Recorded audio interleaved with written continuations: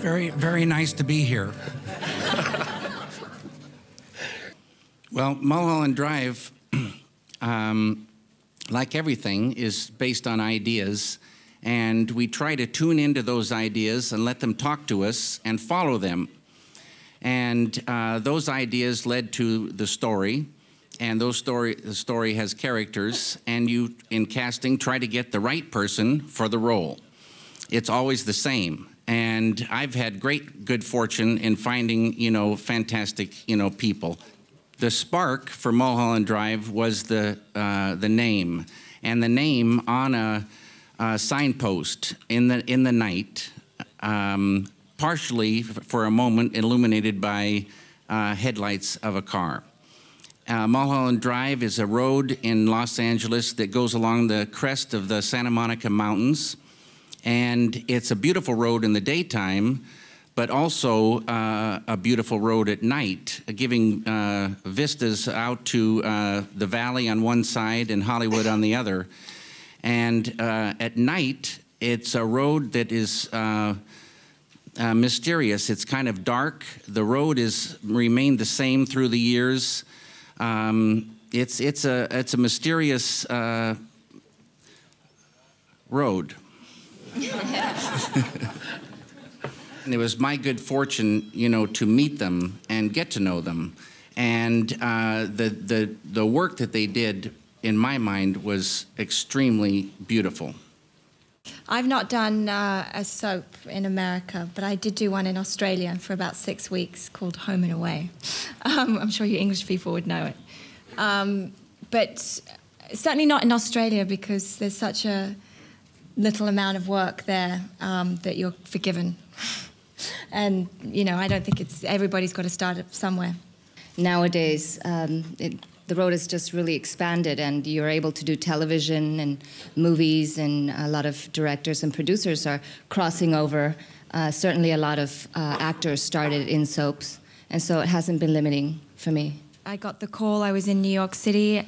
I thought it would be impossible to get back there and meet him before he cast it, and I decided to take the risk anyway, even though I was nervous about doing it. I thought for sure he would be casting famous people, very, very famous people. But then we just sat in a room and talked for about half an hour, and again the next day. And it's a great thing, especially given the journey. There were a lot of ups and downs on the way, and to see it materialized from the very first day I read the script, it's a good thing. It's a misnomer that sort of entering the world of David Lynch is this incredibly strange place. It can be at times, but at the same time, it's a completely protected place and a completely wonderful place to work in a wonderful environment. Just obviously having had the benefit of seeing his films before working in this one, and then working in this one, and knowing that you're in incredibly good hands. To get into the world of David Lynch really just requires some sort of, I guess, life experience or something. There's been films which I've liked of David's more than others, but again, I see that as my own shortcoming. I think that like anything, like music, jazz, something, you evolve to a place where you can actually appreciate certain things. So I don't think it's gender specific, no. I think you have to use intuition a lot of times and just feel the journey and the message. And every person has their own interpretation. And whoever has intuition, I think, can get more, a meaning for oneself. And I don't think intuition is gender. I think it's not gender-based either. I think David creates an environment on his set that is very neutral, and basically I think we're all of the same mind. I think he carefully chooses his people, and they're like-minded people. He has all these ideas, and he talks to you, and he finds out who you are a little bit, and it's almost like we're a vessel or a blank canvas, and he's got his ideas that he puts onto us, and because we're like-minded people, we can contribute our own experiences and combine that with his and put that out there. The ideas come with many threads.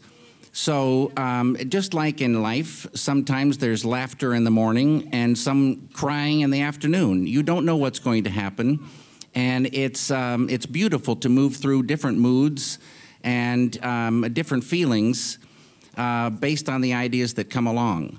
And the ideas string themselves into a whole. So there's always a kind of a balance that's, you try to achieve as you move through. Ideas sometimes come into the mind, and this makes me crazy. I don't know where they come from. I don't know where they are. And I recently been talking about ideas as fish.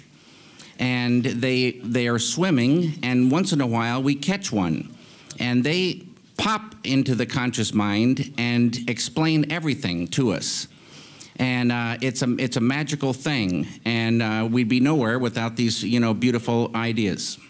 Nothing in this world is perfect, but you try to get every element perfect so that the whole is greater than the sum of the parts. There's a magic happens sometimes when each element is correct, and that's what you work for so long to try to get.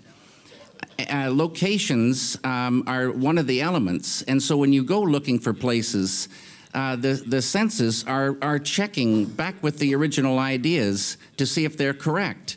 Sometimes locations, as you work, you get new ideas that reinforce something that came with the idea. And so you should always be paying attention. Maybe something new will come in that will be, better or add to it and make it more full. It's a never-ending story till it's finished. And so it's important to pay attention as you go. As far as the music goes, I'll let Angelo talk to you about the music. Mulholland Drive, the movie, has many, many variations. And it's the same with the music. There's a major theme, which is the Mulholland Drive theme. And we've done multiple variations on the Mulholland Drive theme. But most of the music, comes from descriptions and moods that David verbally sets to me. He just talks. I sit next to the keyboard and he describes moods, and somehow, and as David says, sometimes you don't know where you get it from, but somehow you do. From his descriptions and how he expresses it to me in his special way, I'm able to translate that into music. So it's coming from his heart and his soul, and verbally. And he almost, I have a feeling underneath it all, he knows what the music should be. So where he gets it from, I don't know. And somehow I'm able to just put those little notes down that seem to be what I think he's thinking about and hearing in his soul. Sound design these days, especially in movies, is a very, very important thing. Layers of sound and music together these days are becoming more and more important. But you still need the important melody from time to time to be able to reach the heart of people. So it's that combination. But I think David is an expert in sound design, and it's one of his great loves, so he can best describe that. Sound and picture moving together in time is a magical thing. And sound does so many things. You can have a scene and introduce the right sounds, and the scene changes before your eyes and ears. A whole nother world opens up, moods sweep in, and those sounds can march us through and indicate so many things as we go. And it's one of the elements that's the most critical to the whole. You don't know everything going in, but you act and react as you go. It's always an experiment. Mary will tell you, I sit sometimes in the editing room and she'll turn around and I'm crying. Emotion is a thing that cinema can do, but it's tricky. It really shows you how this balance point is critical. A little bit too much and the emotion goes away. A little bit too little and it doesn't happen. So, on The Straight Story, it was another experimental film to try to find that tender balancing point. It's not that you start out setting about to do a certain type of film. The ideas tell you what type of film it is, and a lot of times you don't really realize what it is until it's nearly over. It's strange how they unfold as they go. I first try to be true to the ideas, and if I fall in love with the ideas, I always have the hope that others will as well.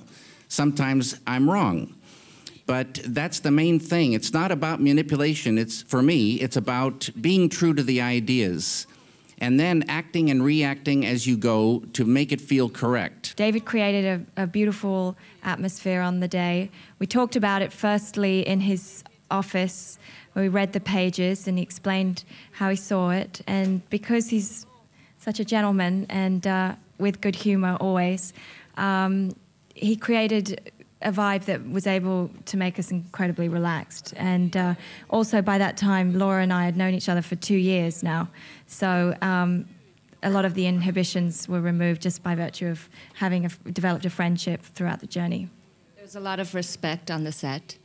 Nobody was looking at you or smirking or anything. It was very, very respectful ambiance. So it was, you know, in fact, a very different experience. As Naomi said, we knew each other, so that was a little easier. But yeah, it was lovely.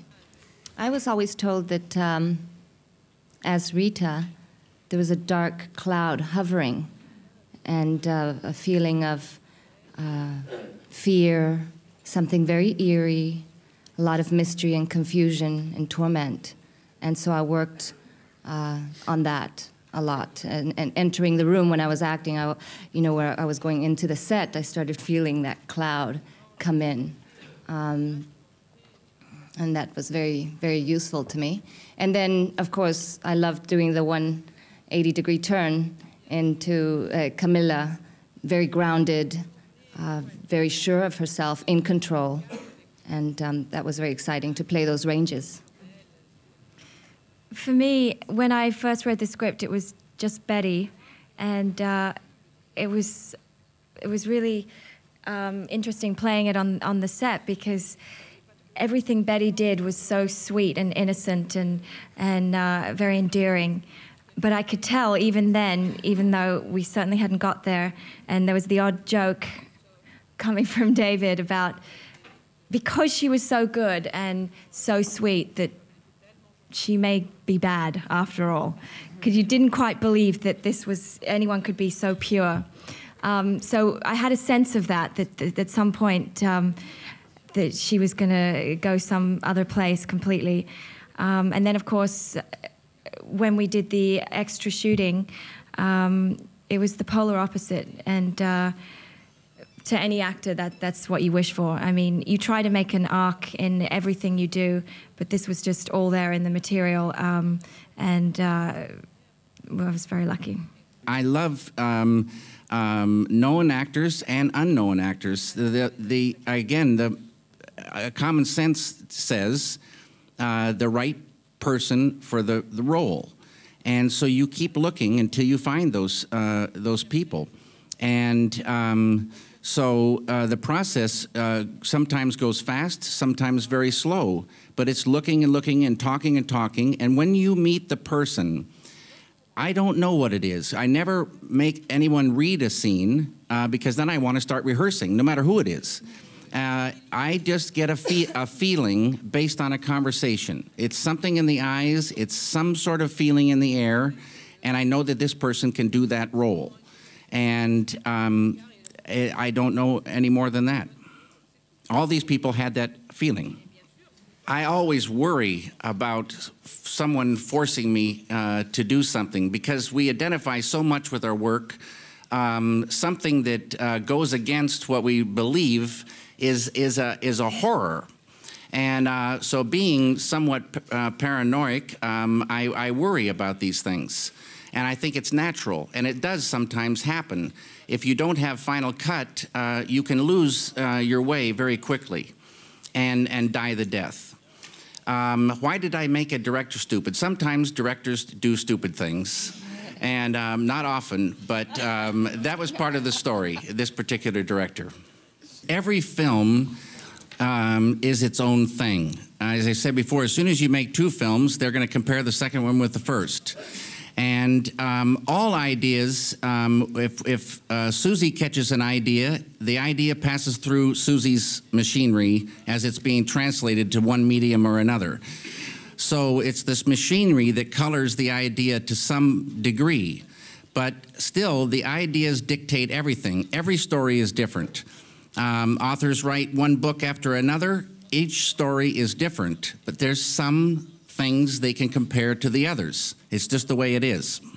And this is a lot like Mulholland Drive, the road. It has many turns. We've gone through many different variations on the theme to get to where we are now, but I really believe things want to be a certain way. It doesn't matter how many things you have to go, changes you have to go through, it wants to be a certain way.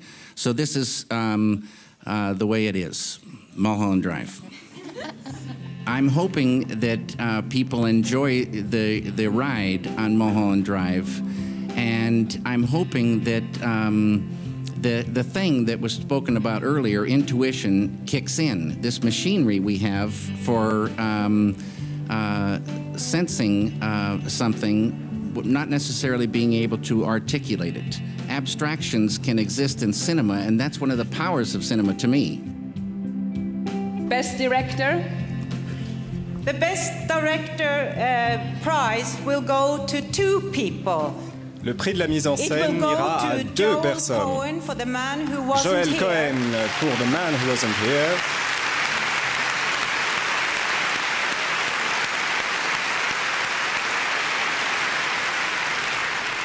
And it will go to David Lynch, ainsi qu'à David Lynch pour Mulholland Drive.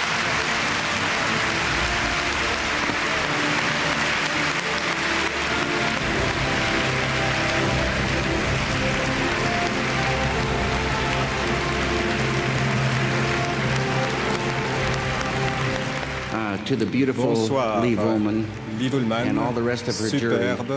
Ainsi que membres du jury, je vous remercie tous. Cet honneur au plus grand festival du cinéma du monde. C'est Jean Labadie, le distributeur du film, qui est venu recevoir le prix des frères Cohen, qui avait déjà reçu la Palme d'Or ici même à Cannes en 1991 pour Barton Fink, et déjà 2 prix de la mise en scène pour Barton Fink et pour Fargo.